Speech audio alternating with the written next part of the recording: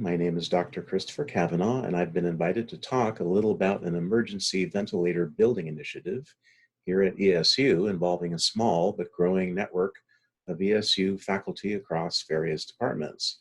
We are doing what we can to help address the profound shortage of these life-saving devices amid the COVID crisis.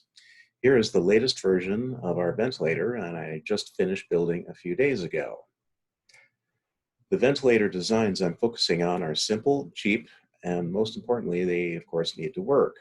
Simplicity in its electrical and mechanical design allows for emergency repair in the field.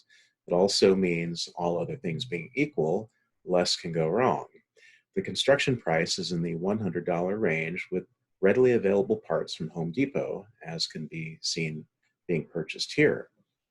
What I'd like to do now is take you on a brief time-lapse tour of the latter half of the last 4 weeks.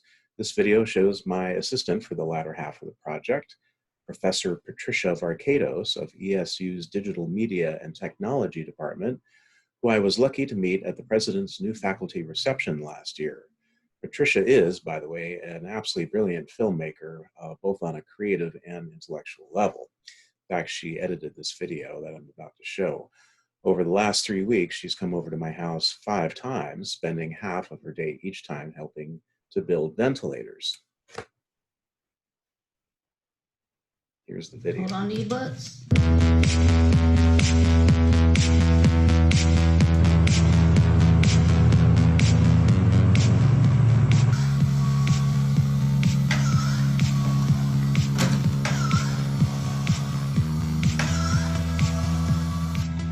Do you want to say anything? This is history, Chris. No. V2. So, see, we can adjust the speed here. So, faster. Say that for me. Absolutely. Don't forget my number. We're rolling, just so you know. All right. Take one.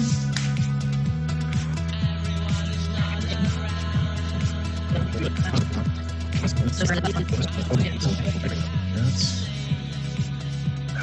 freaking awesome. That's what we wanted. Yes. This is way better than the. Yes. This is the way to go. This is freaking awesome.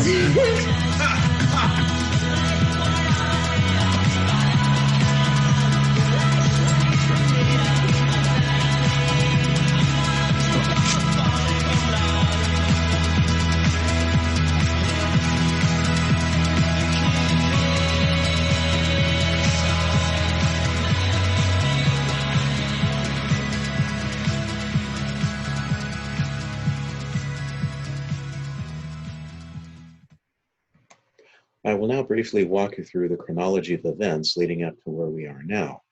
Here is the very first ventilator I built. The following video shows me testing it on our lab spirometer, which is a device for analyzing respiratory airflow.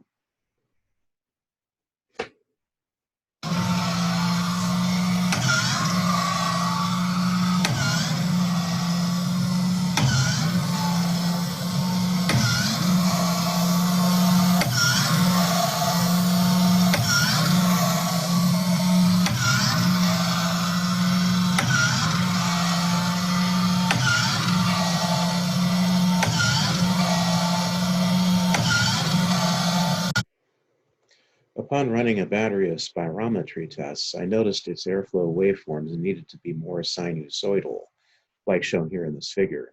This is particularly true for COVID patients under general anesthesia, for example, during endotracheal intubation, where the respiratory pattern is very close to that of a sine wave.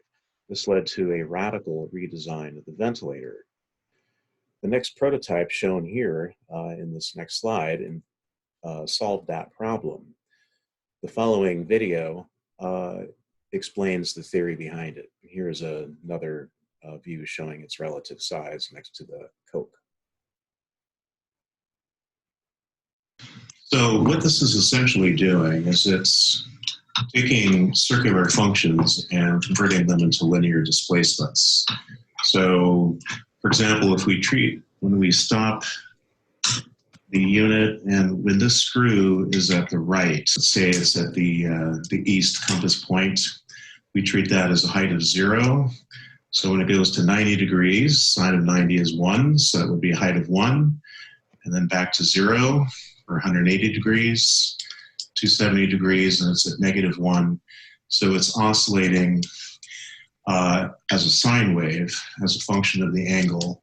So we adjust the frequency of the sine wave by the digital controls, and then the amplitude, which corresponds to the respiratory depth, is controlled just simply by moving this pin.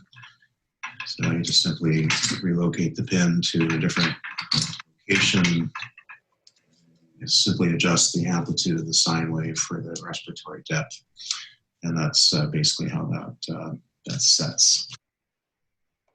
At this point in the project, Patricia joined the team. Here she is helping me make the cover. Patricia also made a number of very important engineering contributions in implementing my design. On April 17th, the VentaBuddy Mini, which is what I call it, was demonstrated to the ICU respiratory team at the LVHN main campus at Cedar Crest, who were very interested in seeing it. Darlene graciously connected me with them.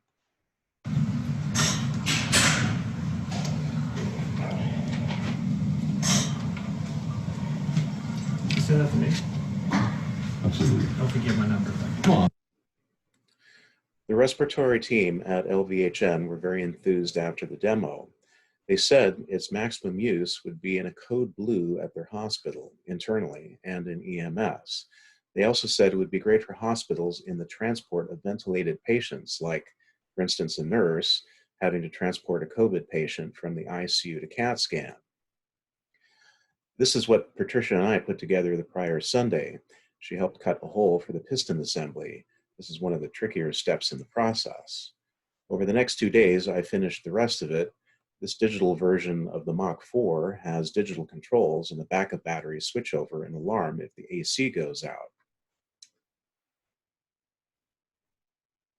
Additionally, I would like to thank the following people who all played crucial roles, most notably across departments here at ESU. I would like to thank the president, the provost, and my chair for their ongoing amazing support and encouragement. Stella is helping me now 3D print an important part of the ventilator.